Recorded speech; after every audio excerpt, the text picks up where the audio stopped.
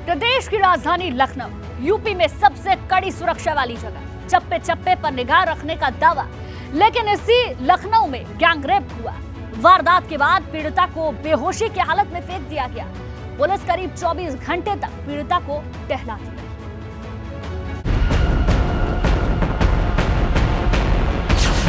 शहर शहर दरिंदों का कहर।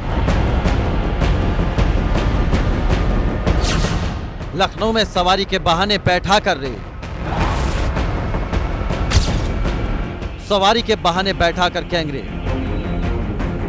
लखनऊ में गैंगरेप पीड़िता का इलाज जारी है। रविवार को ट्यूशन के बाद युवती ने घर जाने के लिए ऑटो पकड़ा था। इस दौरान सुनसान जगह पर ऑटो ड्राइवर और पहले से सवार शख्स ने उसके साथ गैंगरेप किया।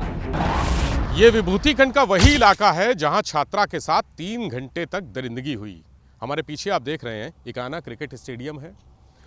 ये सड़क है, सड़क के दूसरी तरफ पलासियो मॉल है और पलासियो मॉल के पीछे आप देख रहे हैं पुलिस हेडक्वार्टर की बिल्डिंग है। सिग्नेचर बिल्डिंग आपको दिख रही है। छात्रा ने अपनी तहरीर में लिखा है कि विभूतिखंड के पलासियो मॉल के पीछे उसे ऑटो सवार ले गए, दरिंदे ले गए और जंगल में उसके साथ हैवानियत की। ये जंगल है, देखिए सड़क के दोनों तरफ इसी तरह का जंगल आपको दिखेगा। जो जंगल दिख रहा है मल्टी स्टोरी बिल्डिंग्स निर्माणाधीन है, बन रही है।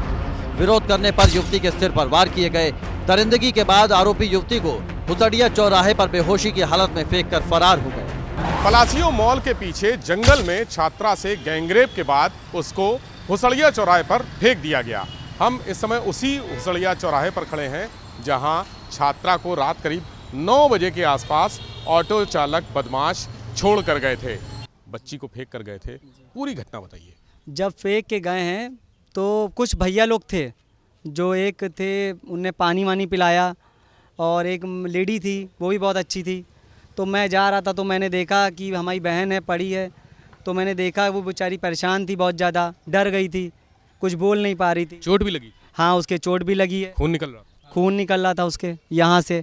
तो मैं खुद ही इतना डर गया था। घटनाक्रम कुछ इस प्रकार है कि ये ट्यूशन पढ़ा के कठौता से अपने घर की तरफ निकल रही थी और ये जब इन्होंने ऑटो बोर्ड किया तो उसमें 2 व्यक्ति थे। एक ऑटो चालक था और उसके अलावा एक आदमी पीछे बैठा था। तो उनका घर हुसैनगंज में पड़ता है। हुसैनगंज ना ले जाके इन्होंने ऑटो में ही उनके साथ बलात्कार की घटना की दोनों ने। इस मामले के बारे में चौकी इंचार्ज द्वारा मुझे या किसी और अन्य उच्च अधिकारी को कोई सूचना नहीं दी गई है। तो मानवता इनको दिखानी चाहिए थी, जो ड्यूटी इनको निभानी चाहिए थी वो उन्होंने नहीं किया। इस चीज़ का संज्ञान लिया है मैंने और इनको तत्काल प्रभाव से निलंबित किया है। इस घटना में जो FIR दर्ज हुई है वो विभूतिखंड थाने में हुई है और 2 लोगों के खिलाफ हुई है। दोनों के नाम इसमें चिन्हित हो गए हैं, दोनों का चेहरा भी पहचान में आ गया है। एक आरोपी की इसमें गिरफ्तारी भी हो गई है और दूसरा आरोपी जल्द से जल्द पकड़ लिया। घटना के बाद करीब 24 घंटे तक पीड़िता केस दर्ज कराने के लिए भटकती रही। तो ये गैंगरेप वाला मामला है, इसमें कुछ बताएंगे क्या? मुझे अभी जानकारी नहीं इसमें। इतना बड़ा मामला हो गया, आपको जानकारी नहीं? अरे भाई मैं छुट्टी से आया हूँ आज अभी, इसलिए मुझे जानकारी नहीं है। छुट्टी से आए तो कुछ थाने में पता तो होगा। अभी बैठा हूँ जस्ट आके, मुझे इसलिए। चलिए, आपको जानकारी है किसी को? कोई पता है आप? नहीं, हम ACP साहब से हैं। अच्छा, आपको पता है? दूसरे थाने से आए हैं। मैडम आप यहाँ पर? नहीं, जानकारी नहीं। आप भी बाहर से आएंगे? प्रमुख सचिव गृह संजय प्रसाद ने जब खबर का संज्ञान लिया तो लखनऊ पुलिस ने कई घंटों बाद मामला दर्ज किया। इतनी शर्मनाक घटना के बाद भी अफसरों के कानों में जू नहीं रहेंगी। पीड़ित छात्रा घायल अवस्था में चिन्हट से लेकर गोमती नगर विस्तार, विभूतिखंड थाना भटकती रही, लेकिन उसकी सुनवाई कहीं नहीं हुई।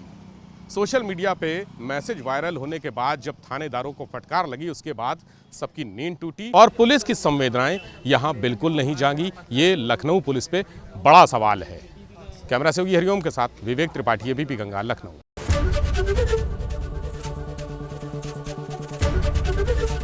ABP गंगा, खबर आपकी, जुबान आपकी।